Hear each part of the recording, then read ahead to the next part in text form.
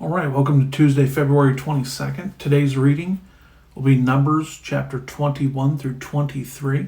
Hope you're having a good day so far and some fun reading. Now, as we get in today's reading, it probably would have been better if I had timed it better to hit 22 and just make those 4 chapters because it's all the same story, one day's reading. But lo and behold, didn't plan ahead that well. All right, here in chapter 21, we find the 8th murmuring of the Israelites. Just think, we get tired of reading about it. Imagine God, dealing with it. But then we now have God sending, instead of plagues or anything, fiery or angry serpents. And so snakes are coming, biting people. What God does is instructs Moses to put a brass serpent on a pole, lift it up, and of course a picture of Christ. But if they looked at the serpent, they lived. And just like, for us, look and live, we look to Christ and we get saved. But just a little interesting tidbit, the medical symbol that you see on the side of ambulances, and or is it ambuli? What's the plural? Comes from Numbers chapter 21. But now we see singing. Sometimes we just need a few victories and we start getting momentum. And sometimes we get in that rut. Sometimes we have to focus more on the victories than we do on the defeats. One of the early things I was told when we started the church is you have to go from blessing to blessing, not cursing to cursing. I don't know if it was because of that advice or just, I'm not sure if we tend not to think that way. I'm not sure. Either way, we've tried to do that here. Focus on the good. Bad things are going to happen, but we can't base our lives on those things. So momentum is important, and sometimes our mindset towards the victories will also help us. All right. The study tomorrow is going to be a little bit more into his character and what he actually does. God speaks to him, but he's greedy.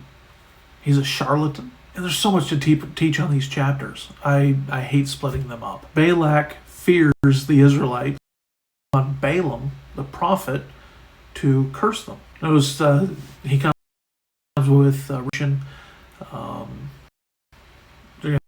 we're going to give him stuff, doctor degrees, so now he can be Dr. Balaam. I always found that funny, pastor, doctor.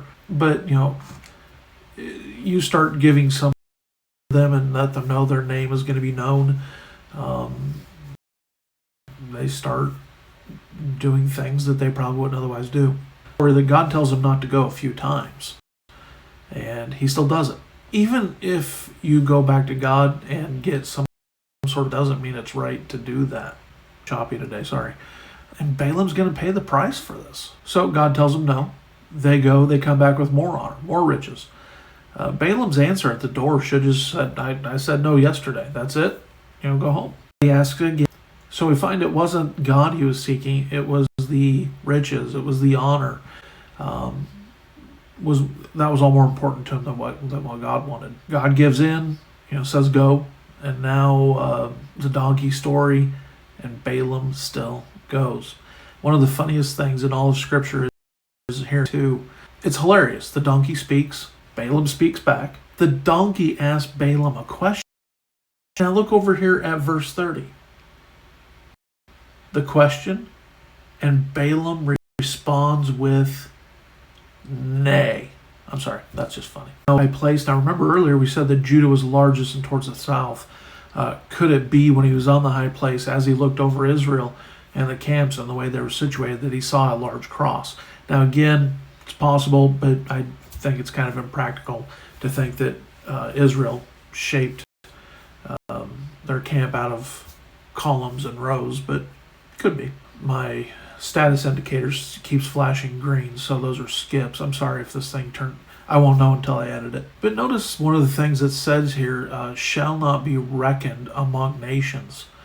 We have found that to be true all through these years. And then, gives blessings, not cursings. But through this, you would think that Balaam's the good guy, right? He isn't. There's going to be more on this tomorrow. You're going to find out Balaam still succumbs to it, but you don't find out about it until the New Testament. And so we'll mix some of that in tomorrow. It's going to be a fun study. Look forward to it. Have a great Tuesday. We'll catch you tomorrow.